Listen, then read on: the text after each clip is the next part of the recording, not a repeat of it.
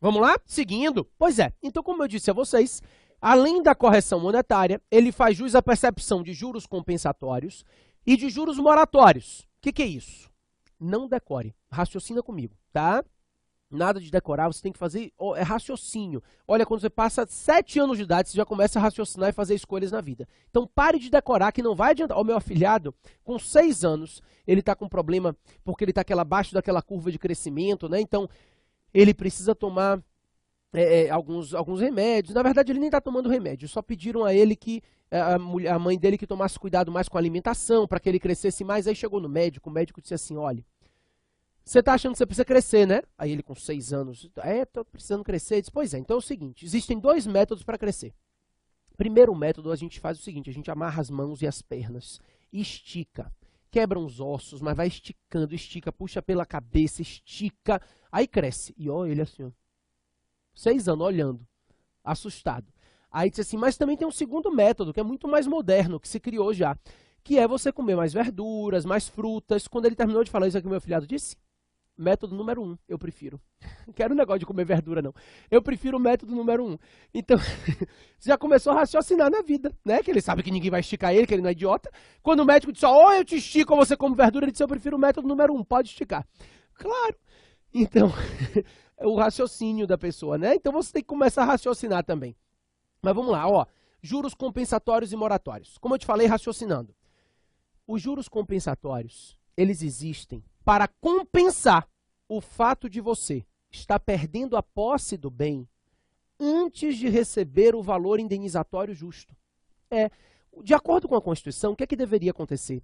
Primeiro você receberia a indenização, depois você perderia a posse do bem. Isso foi invertido. O Estado se emitiu na posse antes de lhe pagar tudo o que deveria, né? Então, no fim das contas, você perdeu a posse do bem antes de receber o valor indenizatório justo. Por isso, pessoal, se você perde a posse do bem antes de receber a indenização justa, quando for receber essa indenização, ela vai ter que ser acrescida de juros compensatórios. Os juros compensatórios são para isso, para compensar o fato de você ter perdido a posse do bem antes de receber a indenização justa. Então, raciocina comigo aqui. Nesse processo, você perdeu a posse do bem e por isso deve começar a incidir juros compensatórios a partir de quando? Da emissão provisória. Quando o Estado se emitiu na posse do bem, você já perdeu a posse. E aí, vamos lá. O juiz considerou que o justo seria você perder a posse do bem ganhando 200 mil. Mas você perdeu a posse do bem ganhando 80 mil. Os juros compensatórios incidem sobre 120. Exatamente. Sobre tudo aquilo que não estava disponível para você levantar no momento em que você perdeu a posse, já incide juros compensatórios. Nesse processo, sobre 120 mil, vai incidir juros compensatórios. O percentual é decoreba. Anota aí, 12% ao ano. Tá? Súmula 618 do STF estabelece que o percentual de juros compensatórios é de 12% ao ano. 12% ao ano, sobre tudo aquilo que não estava disponível para ele levantar no momento que ele perdeu a posse do bem. Bacana? Maravilha. Além dos juros compensatórios, nós temos os juros moratórios. Os juros moratórios, ou juros de mora, olha que trocadilho horroroso. Os juros de mora, eles são pagos pela demora no cumprimento da decisão judicial. Exatamente. A demora no cumprimento da decisão judicial enseja a incidência de juros de mora. E aí você raciocina de novo comigo. Quando o juiz mandou pagar 200 mil, 80 mil você já tinha levantado, os outros 20 mil você levanta automaticamente, o que é que vai demorar a ser pago? 100 mil.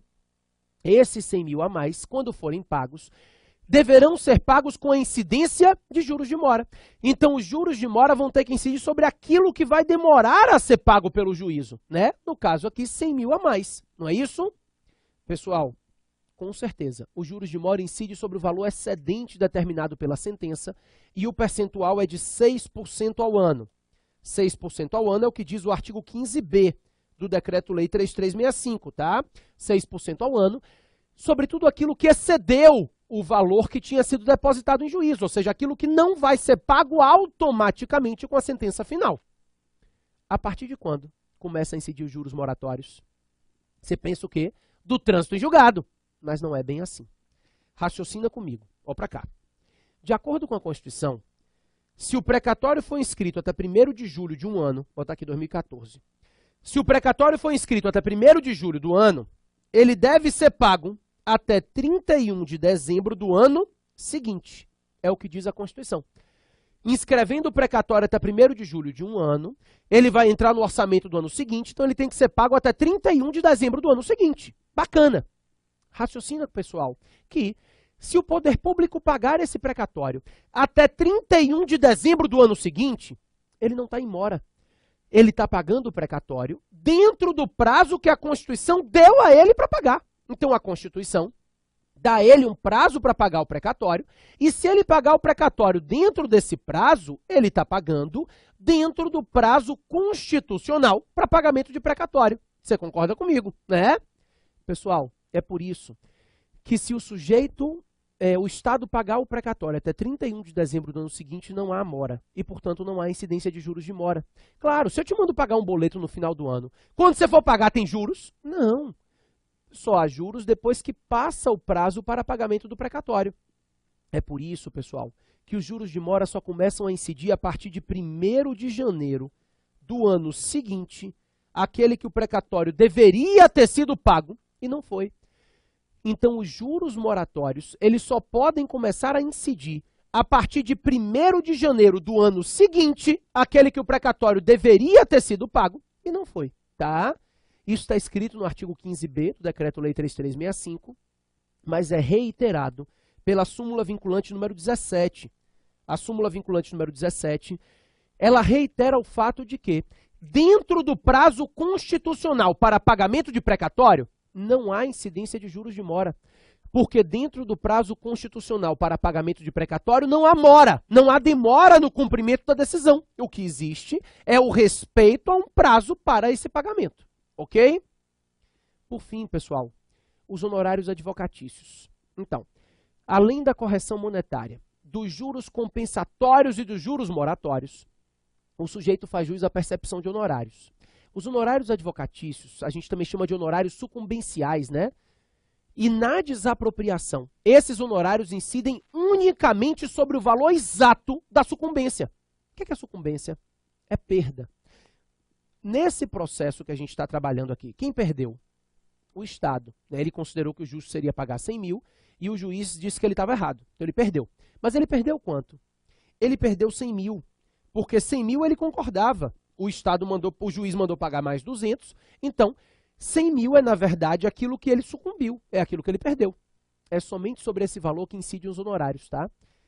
A súmula 617 do STF estabelece que, na desapropriação, os honorários advocatícios incidem sobre o valor da sentença menos o valor depositado. Então, não incidem honorários advocatícios sobre tudo. Os honorários incidem sobre o valor da sentença menos o valor depositado, que é efetivamente o valor da sucumbência. Então, o valor da sentença menos o valor depositado é a base de cálculo para a incidência dos honorários advocatícios, tá bom? Além disso, os percentuais também mudam. Aqui não se aplica o CPC. O artigo 27, se eu não me engano, o parágrafo 1º do Decreto-Lei 3365, estabelece um percentual diferente de honorários. Na desapropriação, os honorários serão definidos, obviamente, pelo juízo, mas eles variam entre 0,5% a 5% do valor da sucumbência. Então, o juiz definirá o valor dos honorários variando de 0,5% a 5% do valor da sucumbência. Esqueça 20%. Os honorários podem ser de no mínimo 0,5% e de no máximo 5% do valor da sucumbência. Isso quem vai definir é o juízo em cada ação de desapropriação, tá? Só toma cuidado com uma coisa. Nesse dispositivo, o artigo 27, parágrafo 1º do Decreto-Lei 3365, tem uma regra que diz assim: de 0,5% a 5%, limitados os honorários a R$ 151 mil. Esses R$ 151 mil, o STF suspendeu a eficácia. Então, hoje o entendimento é que os honorários advocatícios incidem de 0,5% a 5% do valor da sucumbência sem teto. Então, esses R$ 151 mil não existem mais, tá? Pode ser pago honorário acima de 151 mil, mas desde que seja entre 0,5% e 5% do valor da sucumbência. A base de cálculo é o valor da sentença menos o valor depositado, ok? Para a gente ir finalizando isso aqui, essa questão dos juros, que é o ponto que eu acho mais complicado para vocês, a gente tem uma questão que é a súmula 12. A súmula 12 do STJ, ela estabelece que é possível, não é inconstitucional, a acumulação de juros compensatórios e moratórios no mesmo processo de desapropriação. Eu primeiro preciso que você interprete bem essa súmula. Dizer que é possível acumular juros compensatórios e moratórios não é dizer que os dois incidem no mesmo processo. Isso é indiscutível. A gente já conversou que na mesma ação, sobre o mesmo valor, né, parcelas desse valor, pode incidir correção monetária, juros compensatórios, moratórios e honorários. Então ninguém discute que na mesma ação haverá incidência de todas as parcelas, não há problema nenhum. A discussão aqui é um pouquinho além. Quando a súmula 12 diz que esses juros serão cumulados, ela está dizendo que eles incidirão em juros compostos. Cumulatividade de juros significa a incidência de juros sobre juros. Então, quando a súmula 12 diz que os juros moratórios e compensatórios se cumulam, ela está dizendo que no mesmo processo incidirão juros compensatórios e moratórios e um incidirá sobre o outro. Ou seja, quando for incidir os juros moratórios, vai incidir sobre o valor já acrescido pelos juros compensatórios e vice-versa. Isso não é possível, tá? Essa súmula está superada pelo próprio STJ. Em 2010, o STJ começou a interpretar melhor a ação de desapropriação e disse o seguinte, deixa eu te explicar uma coisa. Os juros compensatórios incidem da emissão provisória na posse até a sentença. Aqui é o momento de incidência dos juros compensatórios. Já os juros moratórios, eles só vão começar a incidir a partir de 1º de janeiro do ano seguinte ao que o precatório deveria ter sido pago. Ou seja, embora no mesmo processo, na mesma ação de desapropriação, haja incidência de juros compensatórios e moratórios, esses juros incidem em momentos diferentes. E por isso não há acumulação, não há um incidindo sobre o outro. Claro, os juros são colocados em precatório complementar. Então, não há incidência de juros sobre juros porque eles incidem em momentos diferentes, embora eles incidam no mesmo processo. Então, eles incidem no mesmo processo, mas eles incidem em momentos diferentes. Logo, não há cumulatividade de juros compensatórios e de juros moratórios. Esse é o entendimento mais recente do STJ, ok? Só para a gente começar a finalizar, porque eu já vou falar sobre os 4 pontos que eu acho relevantes aqui. Desapropriação por zona, desapropriação indireta, direito de extensão e retrocessão. Tem 4 pontos para a gente conversar. Antes disso, eu queria parar um pouquinho para lhe dizer que, agora, depois da gente chegar na nossa 23ª aula, ou 10ª aula do módulo 2, né, somando o módulo 1 e 2, nossa 23ª aula, você já conseguiu entender que quando o Estado tem o dever de indenizar um particular, essa indenização pode decorrer de 3 fatores diferentes. Existem 3 hipóteses de indenização absolutamente diversas. É possível que a indenização decorra de contratos administrativos. Então, a indenização decorrente de contratos administrativos se baseia na 8666 e no fato de que o particular contratado tem uma garantia de manutenção do equilíbrio econômico-financeiro do contrato.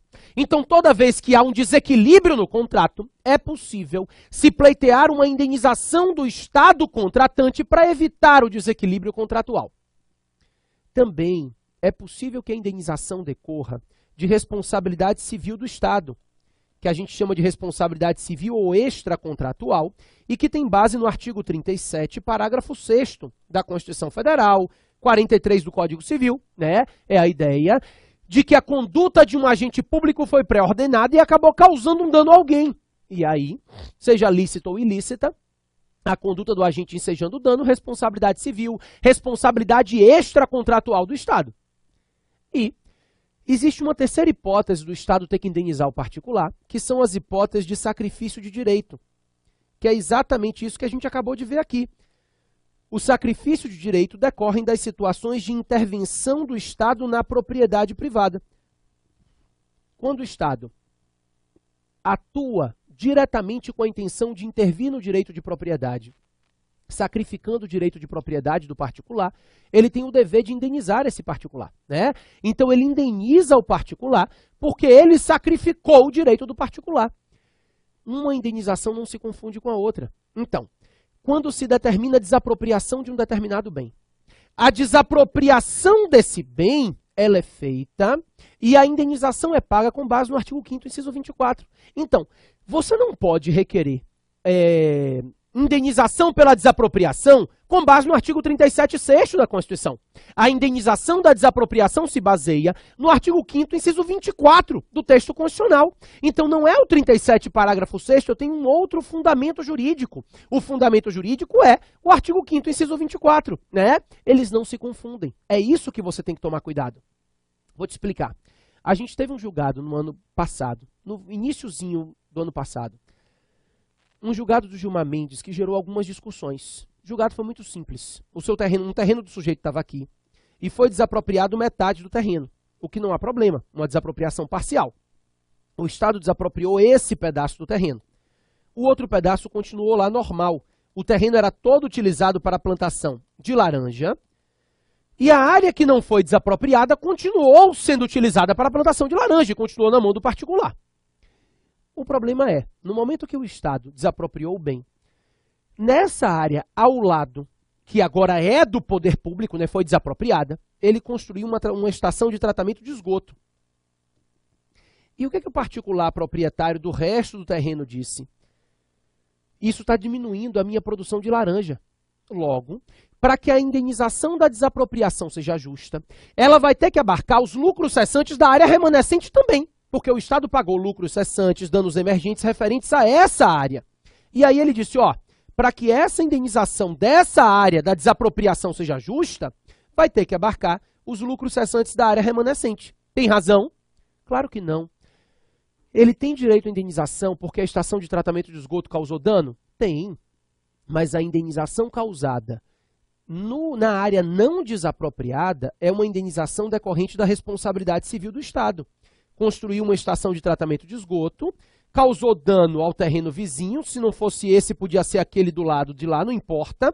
É conduta do agente que causa dano, responsabilidade objetiva. Agora, o que eu não posso é dizer que a indenização da desapropriação de uma área incida sobre uma área que não foi desapropriada. Preste atenção que o particular não pediu ao Estado para levar tudo. Ele disse, deixe na minha mão e me indenize os meus lucros cessantes. Ele tem direito a ser indenizado, mas os fundamentos são diferentes. A indenização pela desapropriação dessa área tem base no artigo 5º, inciso 24. E a indenização pela diminuição da produção de laranja tem base no 37, parágrafo 6º, porque decorreu da construção da estação de tratamento de esgoto. O Gilmar Mendes não entendeu assim. Então a gente teve uma decisão, a meu ver, atécnica, mas que se cair em prova você pode marcar.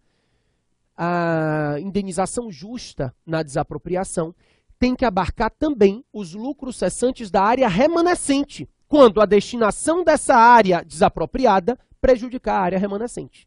Foi o que disse o Gilmar Mendes. Ok? Tudo isso entendido. Eu tenho 4 pontos importantes para a gente conversar rapidinho. Sabe o que é? Direito de extensão, desapropriação por zona, desapropriação indireta e retrocessão. Nada demais, coisas simples. Vou começar aqui, ó. Direito de extensão, regulamentado na Lei Complementar 76 de 93. A gente já viu que é possível que o Estado desaproprie somente parte de um terreno. Então imagine que o seu terreno está aqui e o Estado diz assim, eu não quero tudo não. Esse pedaço aqui eu quero, aqui também me interessa, aqui me interessa, aqui me interessa. Esse pedacinho eu não quero. Olha o que o Estado fez.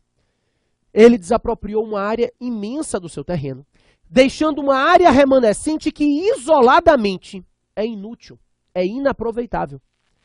Nesses casos em que o Estado desapropria o terreno parcialmente e deixa uma área remanescente que isoladamente é inaproveitável, surge ao Estado, surge ao proprietário o direito de extensão. Ele tem o direito de exigir do Estado que o Estado estenda a desapropriação ao terreno inteiro e, consequentemente, indenize por tudo. Isso é o direito de extensão. Todas as vezes que o Estado desapropria um terreno parcialmente, deixando uma área remanescente que isoladamente é inaproveitável, surge ao proprietário o direito de extensão. O proprietário tem direito a que o Estado estenda a desapropriação ao terreno inteiro e, consequentemente, indenize por tudo. Isso, ele vai dizer, ó, querido, leve tudo e me pague por tudo. Isso é direito de extensão. Não é pagar pela área inaproveitável, é levar e pagar, certo? No entendimento da Lei Complementar 76, o direito de extensão pode ser pleiteado na contestação de uma ação expropriatória. Isso é interessante porque a gente tinha visto até então que na contestação da ação de desapropriação só se poderia discutir valor indenizatório, mas se pode discutir também direito de extensão, tá? Pode botar isso aí. É possível pleitear a extensão da desapropriação com, obviamente, o pagamento do valor integral nesses casos de contestação da desapropriação. Trata-se de direito de extensão do particular. Bacana? Além do direito de extensão, a desapropriação indireta. Olha, a desapropriação indireta é um esbulho. É um esbulho, é uma invasão. Ocorre todas as vezes em que o Estado invade o bem do particular sem respeitar as regras da desapropriação. O raciocínio é muito simples. O poder público invade o bem do particular sem realizar nenhum procedimento expropriatório. Então você viaja. Quando você volta de viagem, no seu terreno tem um aeroporto. Desce avião, sobe avião. Você pode dizer, para tudo porque o terreno era meu? Não pode, né? Embora o Estado tenha invadido o seu bem ilicitamente, embora isso seja um esbulho, uma invasão, embora isso seja ilícito, no momento que o Estado dá destinação pública ao seu bem, incide sobre esse bem a supremacia do interesse público sobre o interesse privado. E aí, incidindo a supremacia do interesse público sobre o interesse privado, o proprietário não tem como pedir o bem de volta. Ele só pode pedir indenização. O artigo 35 do Decreto-Lei 3365, inclusive, diz isso, que uma vez incorporado bem à fazenda pública, qualquer ação se resolve em perdas e danos. Então, depois que o Estado invadiu o seu bem e deu a esse bem destinação pública, a única coisa que o particular pode pedir é a indenização. Então, esse particular vai propor uma ação indenizatória. A gente chama de ação de indenização por desapropriação indireta ou ação de indenização por apossamento administrativo.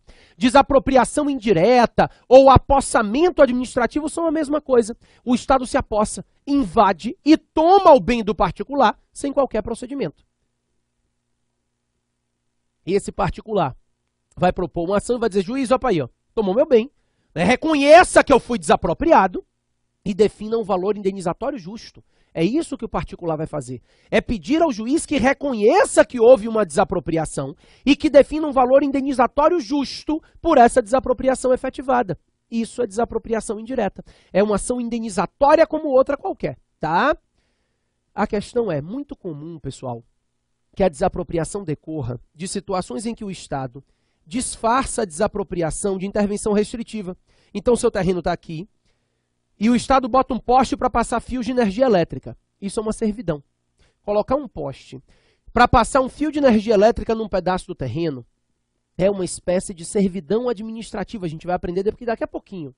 Aí o Estado diz assim, ó, estou instituindo uma servidão, tá? Depois ele diz, eu vou ter que ampliar um pouquinho a servidão. Aí bota outro poste aqui, outro aqui, outro aqui, outro aqui, outro aqui, outro aqui, outro aqui. Olha, você vai dizer o quê? Juiz, meu filho, opa aí. Ele está dizendo que isso é servidão, mas não é não. Ele está impedindo totalmente o uso do bem por mim. Por meio de uma servidão, o Estado não pode impedir o uso do bem do particular. A servidão restringe, limita, mas não toma o bem do particular. Então, na verdade, o Estado, a pretexto de instituir uma servidão, está desapropriando o terreno. Está desapropriando porque ele está inviabilizando a utilização daquele bem pelo particular. O particular não tem mais como utilizar o bem. Então isso é uma desapropriação disfarçada de servidão, que a gente vai chamar de desapropriação indireta. Então esse particular vai propor uma ação indenizatória e nessa ação indenizatória ele vai pedir ao juiz que reconheça que ele foi desapropriado e, consequentemente, que defina um valor indenizatório justo em razão da desapropriação que ele sofreu. Isso é desapropriação indireta, ok? Bacana. deixa eu te explicar duas coisinhas sobre a desapropriação indireta. A primeira é a incidência de juros compensatórios. Indiscutivelmente incide, a gente tem até uma regra no decreto, o artigo 15A, parágrafo 3º do Decreto-Lei 3365, determina que há incidência de juros compensatórios em caso de desapropriação indireta. Problema nenhum. A questão é saber a partir de quando. Vamos lá. Botar aqui um exemplo hipotético, tá? Suponha que o sujeito ingressou no bem, o Estado invadiu o seu bem em 2005. Vamos botar aqui, invadiu o seu bem em 2005. Daí, você tomou consciência, você descobriu que ele invadiu o seu bem em 2007, então ele invadiu em 2005, você descobriu em 2007, em 2009 você propôs a ação indenizatória, e em 2011 o Estado declarou a sua ação indenizatória procedente, determinou o pagamento de uma indenização no valor de R$200 mil. Minha pergunta é, sobre esse valor que o Estado determinou o pagamento de indenização, vai incidir juros compensatórios? Claro. Os juros compensatórios, eles compensam o fato de você ter perdido a posse do bem antes de receber a indenização justa. E isso aconteceu aqui, né? O proprietário perdeu a posse do bem quando o Estado invadiu. Então, os juros compensatórios incidem a partir de quando? Daqui, ó, de 2005. Quando o Estado invadiu o bem, ele já tomou a posse do bem do particular sem entregar nada para ele. Então, a partir daqui já incide juros compensatórios no percentual de 12% ao ano. E esses juros incidem sobre tudo. Por quê? Ele perdeu a posse do bem sem ganhar nenhum centavo. Então, quando ele for receber os 200 mil, vai incidir juros compensatórios de 12% ao ano sobre tudo, desde o momento que o Estado invadiu a posse do bem. O termo ACO para a incidência de juros nesse caso é o esbulho, é a invasão do Estado, né? A última coisa importante aqui é a prescrição. Sabe o que acontece?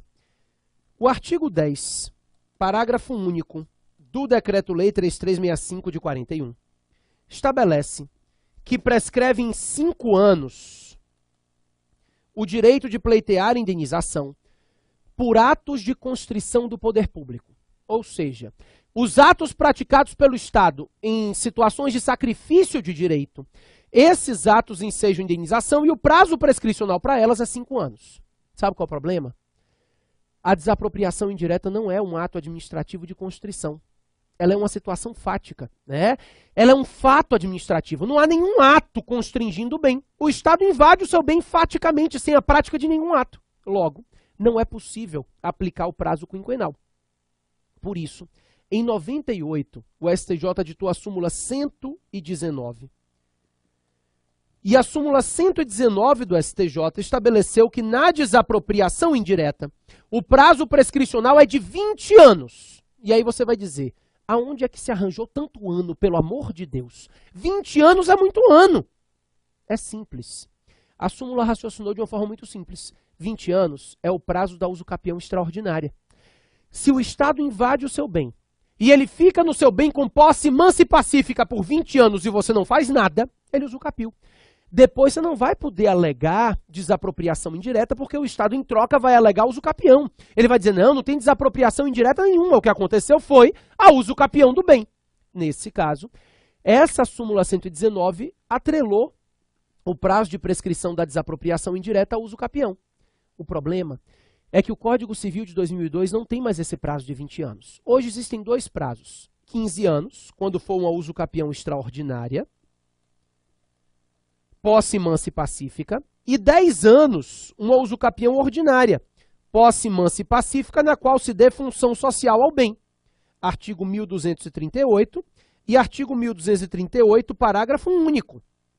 Qual o entendimento? Sempre que o Estado invade o bem, ele dá destinação pública, então ele dá função social. Logo, após 10 anos, o Estado já vai ter usucapido.